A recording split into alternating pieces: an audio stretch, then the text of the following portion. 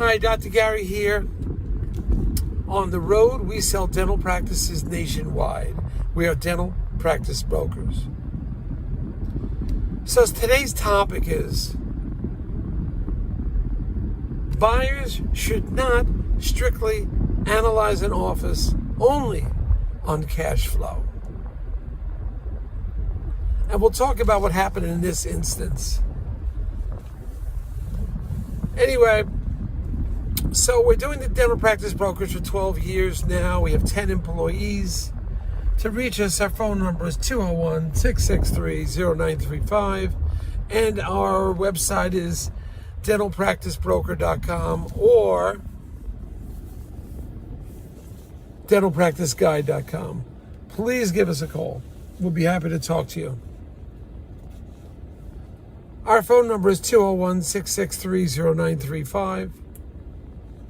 And our website, so give us a call at that number. It's 7:30 in the morning till about 9:30 at night, East Coast time.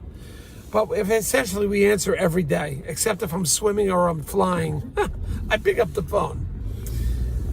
The information you're about to hear is for entertainment purposes only. It's not legal or business advice.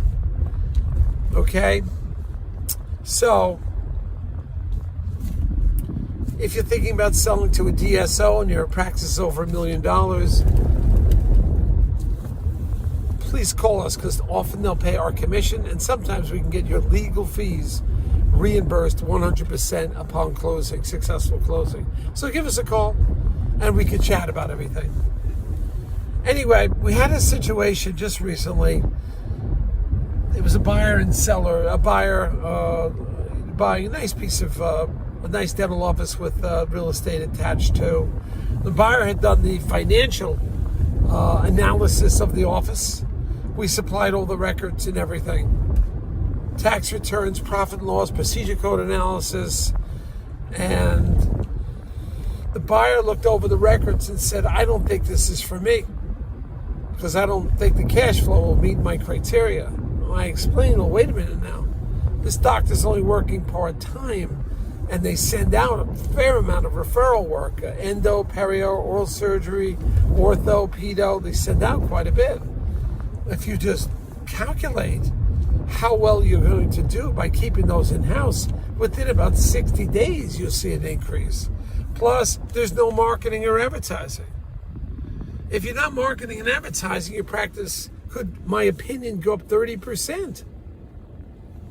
So it's not something you should just analyze on a sheet. Now, obviously, cash flow is the key to making part of your decision, but you should see the office itself, especially if you're interested in real estate. There may be something that appeals to you that you'll compensate one way or the other and maybe make a purchase because all of a sudden you didn't realize what a great building it is, what visibility it had a parking lot, maybe you could use that for personal use.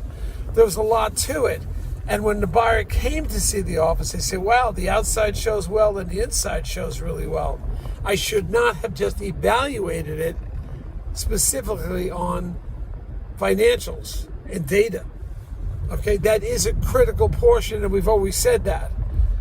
But you should look at the whole picture, give yourself the opportunity to see the practice and the building and the layout and the signage and the traffic flow, etc. You may find that you're changing your mind somewhat, but at least you've given yourself the opportunity to see all these things. And that's so important because not everybody does that. And in this one instance, because the buyer came, they made the extra effort, saw the practice, saw the building, saw how neat the practice was, realized that they did not have to put any capital investment in it. All of a sudden, the buyer began looking at it differently and saying, I'm glad I came. So that's what we do. We do promote the practices. And if something looks like if somebody's hesitating, they don't want to buy the practice, we will, try to get an explanation of why and what's going on. But seeing the building, seeing the office will sometimes make the deal too.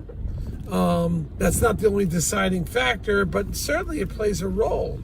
And on this instant, I think it played a big role because the buyer would have never come if we didn't coax them into coming. So finally they came and saw it, and I think the opinion was totally different than evaluating it on paper. Thank you. Talk to you soon, guys.